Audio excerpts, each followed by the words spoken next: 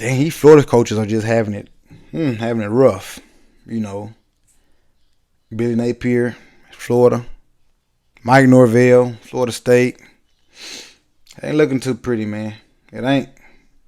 Billy came from the Sun Belt, which he won championships in the Sun Belt and everything like that. But the Sun Belt is not the SEC.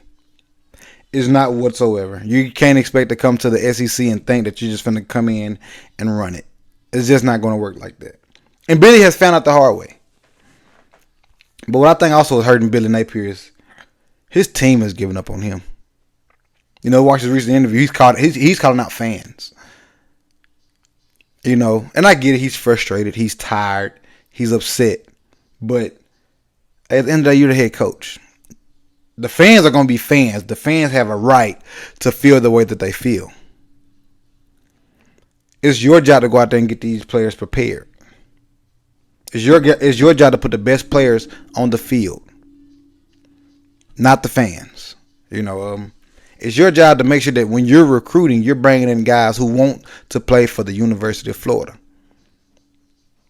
I'm not saying he has not done that. You can make bad decisions sometimes. You can you can recruit bad guys. Maybe, you know, with this NIL and everything, it's all about money, money, money. You know, so maybe that's a few things that he's done. I don't know. I'm just saying, his team is not behind him like his team should be. Some of you may have seen the post from his player, blank this team. He posted on his private Instagram. You wouldn't think nobody would screenshot it and do him like that, but it happened. And now that shows you that he does not have control of his football team. His team does not believe in him. They're probably just ready to ride out the season, get it over with. And Billy may be gone. I don't know, unless he can somehow, some way drastically change the season. But looking at this schedule, looking at the Florida Gators schedule, I don't see it happening. I think you're going to get a win this weekend against Sanford. But watch this. You got A&M, Mississippi State, another Florida rival, UCF, Tennessee, Kentucky, Georgia, Texas, LSU, Mississippi, Ole Miss, another rival, Florida State, who he has not yet beaten while he's been here at Florida. I can see this man winning one game. UCF is not a guaranteed win because that team is not bad. They have a guy who came from the SEC in KJ Jefferson. They're not bad. Kentucky, they're not bad. Mississippi State, maybe. Mississippi State, maybe. So, do I think Billy's going to be here at the end of the year? I can't see it. No, I think his buyout is 28. His buyout is $28.3 million. 28.3. You know, it's Florida.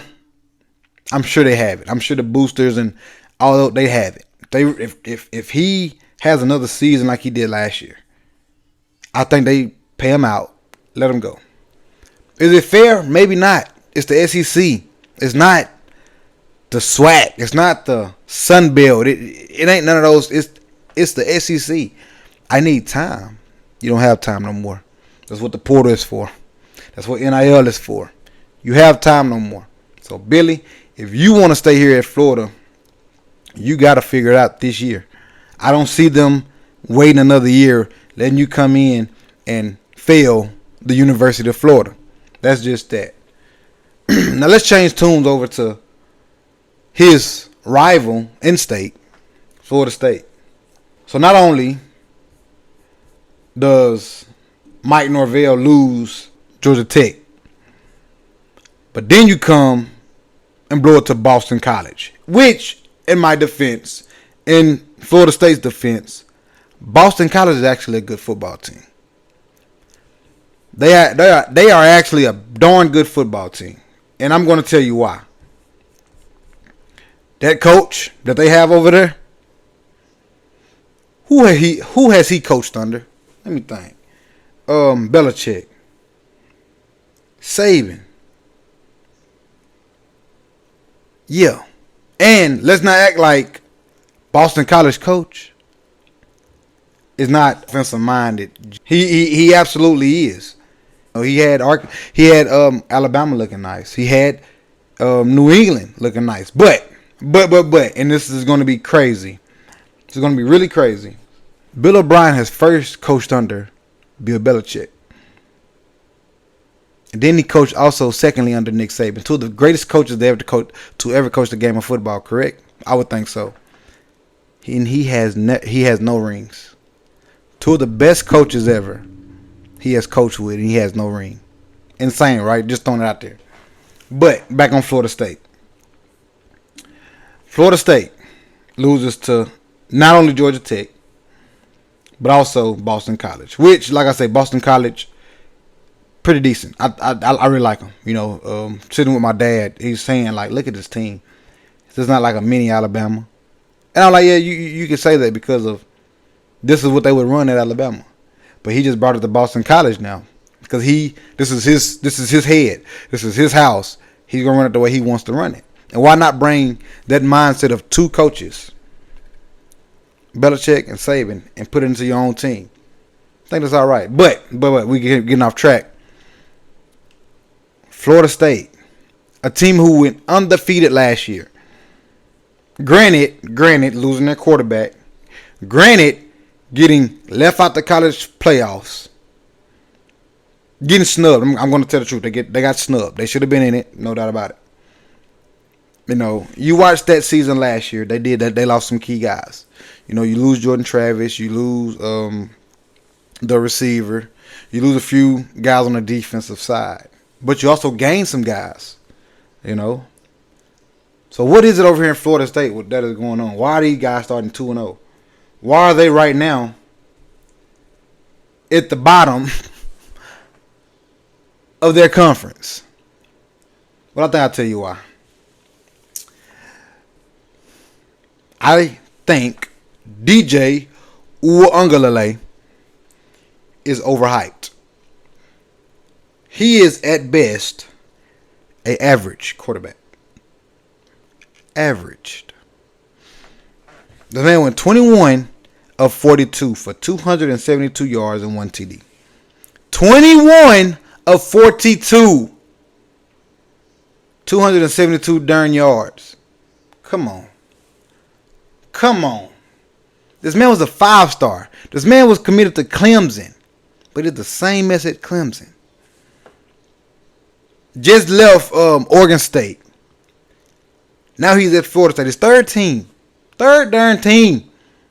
He's not no good.